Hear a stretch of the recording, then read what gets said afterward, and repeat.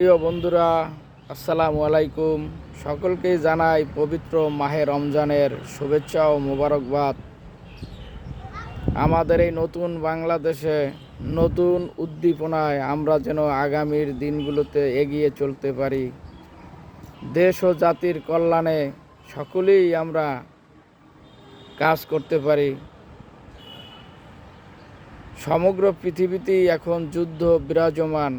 আমরা যেন দেশ ও জাতির সকল সদস্যই ন্যায় ও ইনসাফের পক্ষে থাকতে পারি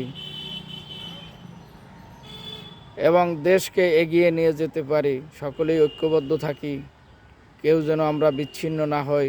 বিচ্ছিন্ন হলেই তাকে শয়তান পথভ্রষ্ট করবে। আমরা সকলেই একে অপরের জন্য দোয়া ও ভালোবাসা করতে পারি, সেই দিকেই আমাদের তাকাতে হবে। দোয়া এবং ভালোবাসার দৃষ্টিতে তাকাতে পারলেই আমরা একটা সমৃদ্ধশালী দেশ গঠন করতে পারব। সকলেই আমরা ভালো থাকি। আসসালামু আলাইকুম।